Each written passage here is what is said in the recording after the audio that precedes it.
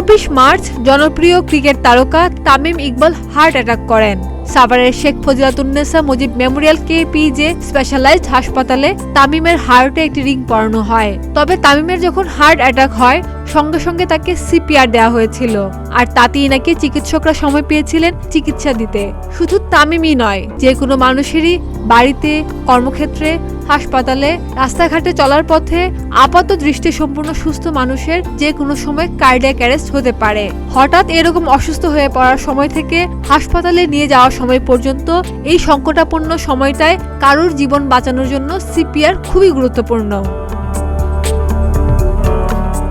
যদি কেউ আচমকা সংজ্ঞা হারায় এবং হৃদযন্ত্র সম্পূর্ণ বন্ধ হয়ে গিয়ে ক্যারোটিড পালস না থাকে, তখনই দ্রুত CPR শুরু করতে হয়। ক্যারোটিড পালস হলো চিত হয়ে শুয়ে থাকা কোনো মানুষের গলায় উঁচু হয়ে থাকা হাড় থেকে বাঁয়ে বা ডানে স্লাইড করে এলে যে ধমনী আঙুলে অনুভব করা যায় সেটি। চলুন এবার জেনে নেই CPR কিভাবে দেবেন। CPR দেওয়ার ক্ষেত্রে 2 হাতের তালু এক করে বুকের মাঝ অংশে রেখে বুকে চাপ বা চেস্ট কম্প্রেশন শুরু করতে হবে। প্রতি মিনিটে 100 থেকে 120 বার হিসেবে দিতে হবে। চাপ দেওয়ার গভীরতা হবে প্রায় 5 থেকে 6 সেন্টিমিটার বা 2 ইঞ্চি। বুকে প্রতি 30টি চাপ দেওয়ার পর 2 বার কৃত্রিম শ্বাস দিতে হবে। এক্ষেত্রে আক্রান্ত ব্যক্তির নাক বন্ধ করে মুখের মাধ্যমে শ্বাস দেওয়া হয়। তবে এ সময় নিশ্চিত করতে হবে যে বুক উপরে উঠেছে।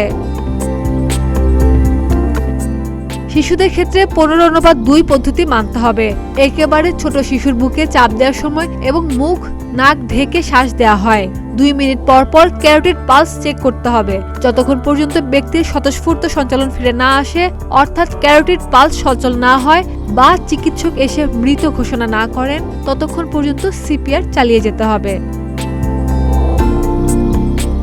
খাদিজা নিপা, প্রতিদিনের বাংলাদেশ।